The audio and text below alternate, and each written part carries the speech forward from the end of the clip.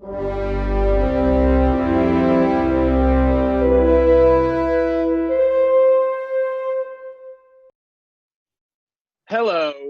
I am Al Gore. You may have seen me earlier in the program, and I have about 100 billion things going on to tell you. But right now, I'm going to kick it over to my main man, Dr. Geoffrey Supran. Geoffrey, thank you so much for joining me here on this program. Thank you for having me, Al. Of course. And also, you're welcome for the internet, which I invented. And it's now allowing us to do a giant Zoom conference, which is very Thank cool. you for that, too. Yeah, no problem. Just remember, to all of you out there watching, you are welcome. Okay, I'm Al Gore. I'm America's handsomest grandfather. I am a human graphing calculator. But Geoffrey, I want to talk about you. Okay, so give me a quick overview on how you got into the climate change activism world. Sure. Well, I was a bit of a nerd. I started doing renewable energy research when I was 16 years old. So I've really always truly believed in the power of science to make the world a better place. Wow. I guess that belief carried me to Cambridge. I studied physics and then to MIT to do material science and engineering. But to be honest, through most of that time growing up, I had no real interest in activism per se, in environmentalism and politics. I was kind of a through and through scientist. And it wasn't really until halfway through grad school, sitting in the lab trying to invent a better solar cell, a brighter LED, that I gradually came to a pretty startling and for me unsettling realization, which was that we already have the technologies we need to begin addressing the climate crisis. And what we truly lack actually is the political will. Um, for example, most of the technologies we need, the solar cells, the wind turbines, these were invented in the 50s, the 60s, even before. And so I started to ask, what was stopping them coming out of our labs, out of our startups, and into the real world at scale where they could make a difference? And I know that's a big question, but the deeper I dug, the more my eyes really got open to the fact that at least part of the answer had to be the stranglehold of the fossil fuel industry, not just on public understanding about global warming, but much more fundamental things like American democracy and science-based decision making. And if I'm honest, really, as a citizen, as a scientist, and especially as a young person, that just really pissed me off. And over time, that anger has driven me to retrain myself as a scholar and to reprogram myself as a citizen. So, now I'm very proud to carry as a badge of honor that label of scientist activist, because it's through science that we uncover truth, and it's through activism that we speak that truth to power. Oh, amen. Amen to that. You remind me of a young me, Geoffrey. Thank you for your service. Now, I have a question for you. I mean, I went over the history of climate inaction in America, but can you just give us a sense real quickly of where ExxonMobil fits into this whole equation here? Sure, I can try. Yeah. Well, what we do know now, based basically on the fossil fuel industry's own internal documents, is that it has been studying CO2 pollution since almost the Second World War. As early as the 1950s, the oil industry knew that its products had the potential to change the climate. And you asked about ExxonMobil specifically. By the late 1970s and the early 80s, we know that Exxon scientists were explicitly aware that burning their products, fossil fuels, could cause what they termed catastrophic global warming. For example, in 1982, they predicted that by 2020, CO2 in the atmosphere would reach 415 parts per million. They said that that would cause global warming of 1 degree Celsius, and that is precisely where we find ourselves today. They nailed it. Wow, these guys really knocked it out of the They knew park. all of this, and they knew it precisely, and they knew it before I was even born. But the rest of the story is rather sad, right? Which is, instead of warning the world, instead of taking action with this knowledge, they stayed silent as long as they could until that year that you really like highlighted in your video, 1988. It was this year where the world started to take notice. Jim Hansen testified to Congress. Time magazine called Earth its planet of the year. And the problem is that Exxon saw the writing on the wall. The internal documents show us that they called 1988 a critical event. And they basically responded by launching this massive propaganda campaign to emphasize the uncertainty in the climate science, as they put it. So the result was this massive disinformation campaign. And part of it were these things called advertorials. These were paid editorial style advertisements taken out by Mobil and then ExxonMobil on the op-ed page of the New York Times. And through the 90s, these advertorials said things like, the science of climate change is too uncertain. It's impossible for scientists to attribute global warming to human causes.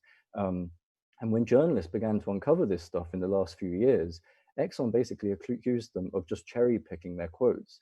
And so that's kind of where I got involved. And with my boss, Professor Naomi Oreskes at Harvard, we basically we basically decided to look at the whole cherry tree, and we stepped back and we conducted the first ever peer-reviewed academic analysis of Exxon's 40-year history of climate communications.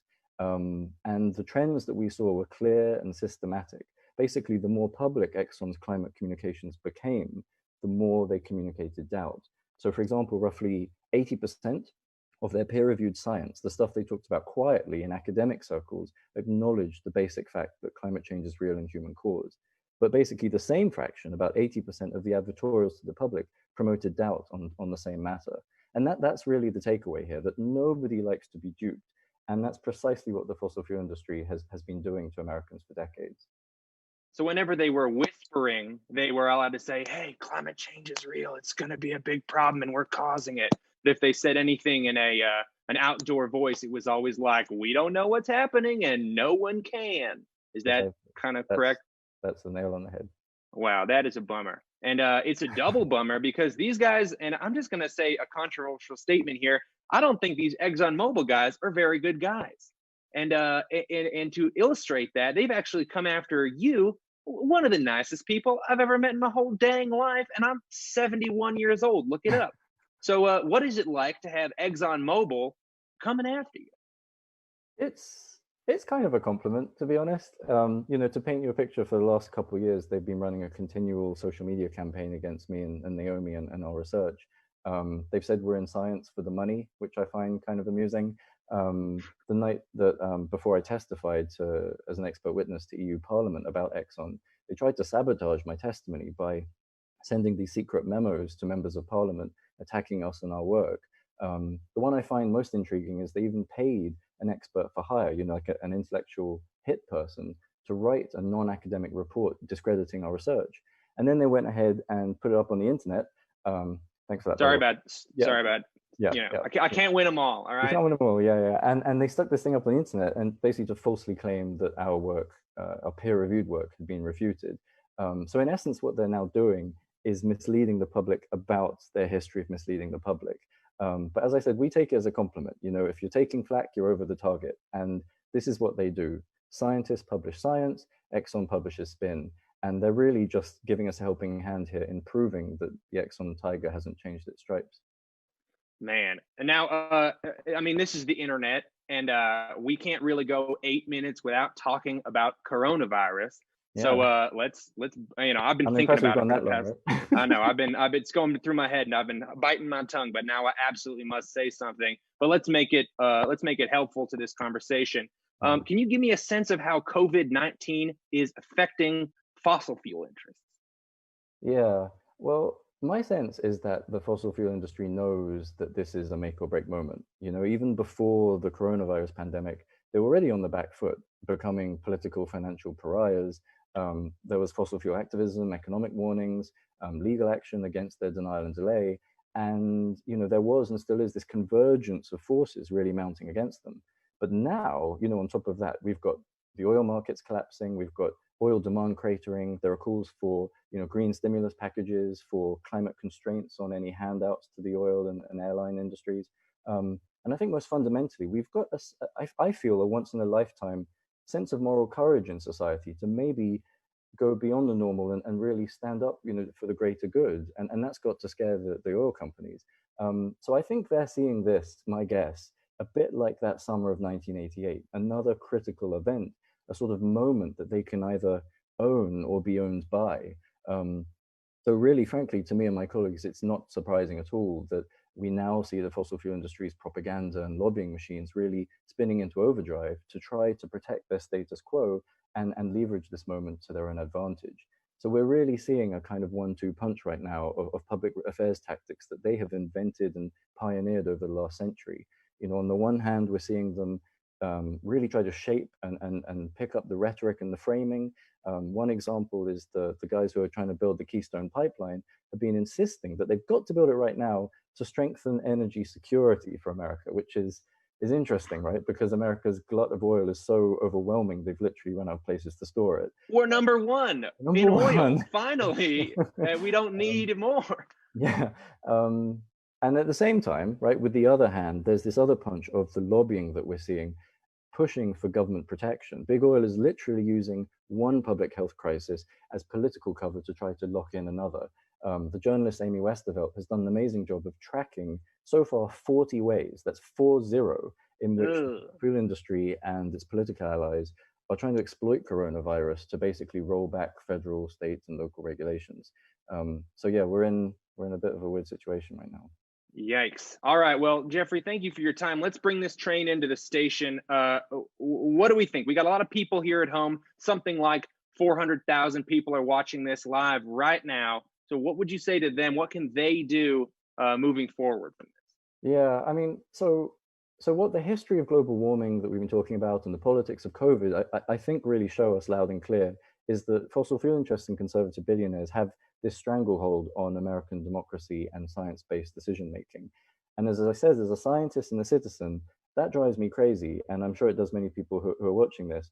So I think that the answer, at least in part, has to be to use that anger as a fuel. You know, the only thing powerful enough to take on the money of the fossil fuel industry is the power of a social movement. And I think that's where events like this come in. It's where, you know, grassroots activism, like we've been hearing about the Sunrise Movement, Extinction Rebellion, Fridays for Future, are so crucial. And it's why policies like the Green New Deal, which has this power to mobilize millions of people into collective action, and which our friends are going to chat about straight after this, is so inspiring. You know, we're in this weird and scary age of social distancing, and we can see the evidence. The fossil fuel industry is trying to use this to its advantage. So we need to try to find safe but innovative ways to just keep stepping up, keep showing up, and pushing back. And I think events like this are proof that people all around the country are ready and willing to do just that.